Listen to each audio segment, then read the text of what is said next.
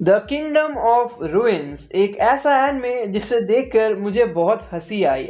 क्या ही बताऊं। आप सोच रहे होगे क्या बात कर रहा है तू, इतना सीरियस एनिमे है, लगभग हर एपिसोड में खून ही खून है, जॉनरा में गोर है। तूने देखा नहीं एपिसोड 1 में क्या हुआ और तू कह रहा है तुझे हंसी आ रही है। जी हाँ मेरे दोस्त, मैंने इस एनिमे को काफ़ी ज़्यादा इंजॉय किया। जो पैरोडी की है ना इस एनिमे ने, that was quite good. In fact इस एनिमे को मैं ऐसा कहूँगा कि ये इतनी बुरी है कि आपको गाइस मज़ा आने लगेगा गाइस, लिटरली। मैंने एपिसोड 1 देखा, सच में यार एपिसोड 1 देख के ना मुझे विनलैंड सागा की याद आ गई ब्रो। इनफैक्ट लास्ट में तो गाइस हमें लीवाई भी देखने को मिलता है। फिर गाइस मैंने एपिसोड 2 देखा, मुझे लग रहा था गाइस कि ये रम्बलिंग करेगा, बट क्या करे, एरन के सामने आर्मिन जो मर गया। फिर मैंने गाइस एपिसोड 3 देखा कि भाई अब तो कुछ करेगा, बट फिर से मिकासा ने एरन का काट दिया। बट ट्विस्ट भी यहाँ पर हमें देखने को मिलता है जो हमें अटैक ऑन टाइटन में देखने को नहीं मिला था। क्योंकि जो यहाँ पे मिकासा है ना गाइस, वो एरन से प्यार नहीं करती थी, बस वो चाहती थी कि आर्मिन भी जिंदा रहे। फिर मैंने गाइस एपिसोड 4 देखा और चाहिए तुम लोग को एक्सप्लेनेशन बताओ, वरना मैं बता देता हूँ गाइस ब्रीफली कैसा लगा मुझे ये एनिमे, वरना हम वापस से अपने एनिमे रिव्यू पर भी लौट सकते हैं। इस एनिमे की मैं क्या ही तारीफ करूं, बिकॉज लोगों ने ही इतनी तारीफ कर दी है कि फ्राइरेन नंबर 1 पे चला गया। कहाँ गए FMAB के toxic fans? I think so वो भी सोच रहे होंगे, उड़ ले बेटा, आखिर आना तो तुझे मेरे नीचे ही है। Back to kingdom of ruins, this anime belongs to edgelords 2023, पर बाकी दोनों से ये काफ़ी ज़्यादा एजी है। बट एजी का मतलब ये नहीं होता है कि ये बहुत ज़्यादा ही अच्छी है, पर यह कहना गलत नहीं होगा कि एजी एनिमेस को बहुत ज़्यादा फ़ायदा होता है, बिकॉज नॉर्मल ऑडियंस को ये इजीली झांसे में फंसा लेती है, और नॉर्मल ऑडियंस फंस भी जाती है बिकॉज जो चीज़ उन्हें नॉर्मल एनिमेस में देखने को नहीं मिलती है वो उन्हें एजी एनिमेस में देखने को मिल जाती है। And same case goes with kingdom of ruins. लोगों को इससे फ़र्क नहीं पड़ता है कि how the characters are written, how inconsistent the story is. उन्हें देखना है which extermination, violence, rumbling, brainwashing. उन्हें देखना है कि और कितना बुरा तुम दिखा सकते हो। देखा जाए तो रम्बलिंग तो होता भी नहीं है, बस बिल्डअप होता है उसके लिए। तो चलिए थोड़ी अच्छी बातें भी कर लेते हैं कि क्या अच्छी चीज़ें हैं इस एनिमे में। सबसे पहले इसका एनिमेशन जो काफ़ी बढ़िया है और ऑडियंस का इंटरेस्ट खींचने में कामयाब रहती है।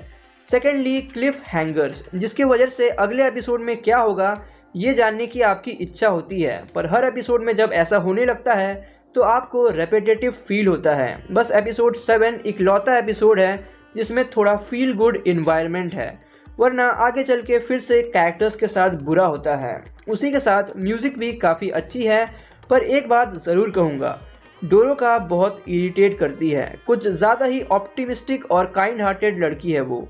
लगता है मादरा को बोलना पड़ेगा, वेक अप टू रियलिटी।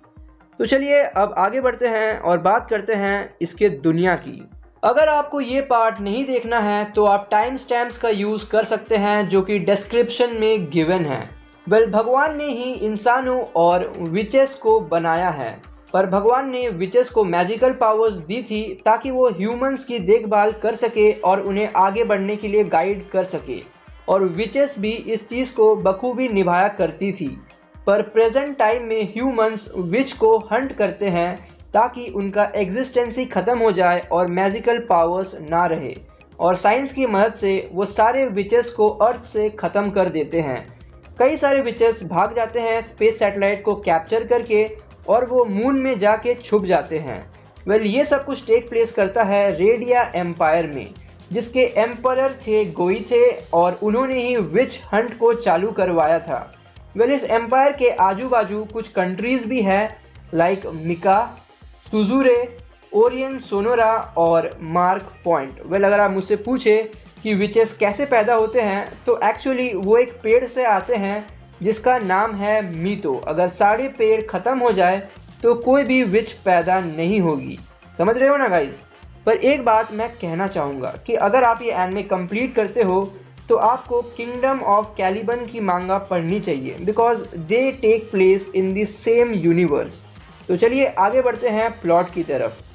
कहानी रिवॉल्व करती है एडोनिस के ऊपर, जो कि क्लॉय का अप्रेंटिस होता है एंड बीइंग अ ह्यूमन वो उससे मैजिक सीख रहा होता है, जो कि ह्यूमंस और विचेस दोनों के पर्सपेक्टिव से गलत था। इसलिए विचेस उसे अपने नेशन से भगा देते हैं बिकॉज वो एक ह्यूमन चाइल्ड को मैजिक सिखा रही होती है।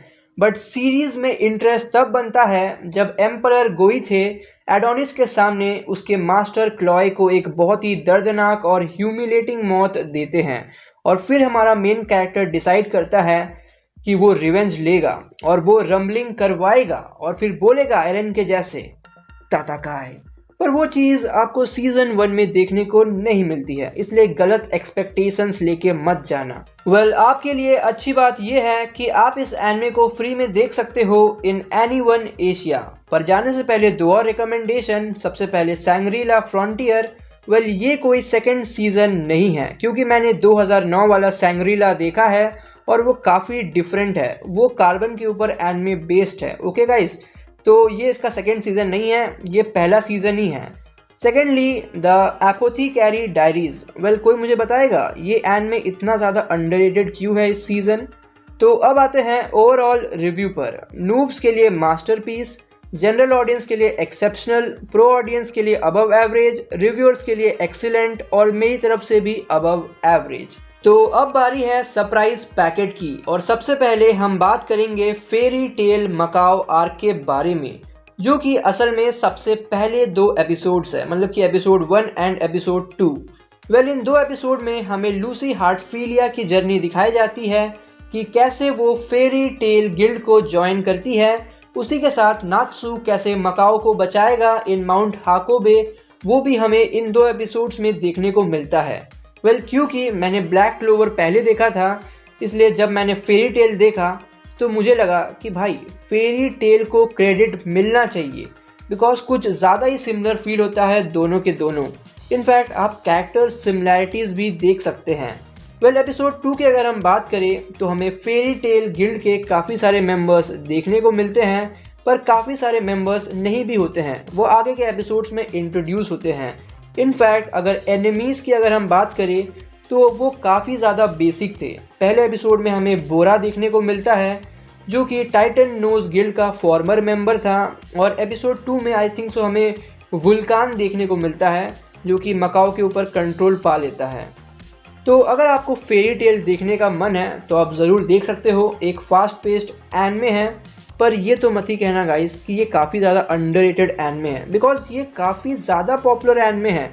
भले ही पिछले 1-2 साल में उतनी बात नहीं हो रही है, बट दैट डजंट मीन कि दिस इज़ अंडररेटेड। काफ़ी लोग इस एनिमे से डिसअपॉइंटेड भी होते हैं। उस बारे में हम तब बात करेंगे जब हम इसका एनिमे रिव्यू करेंगे, पर वो हम कब करेंगे वो तो मुझे भी नहीं पता।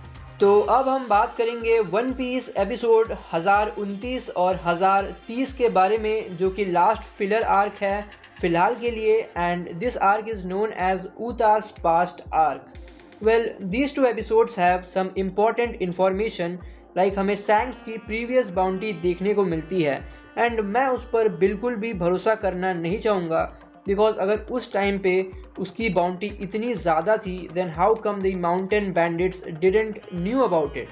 फिर मैंने रिसर्च किया और पता चला कि भाई वो नॉन कैनन ही है।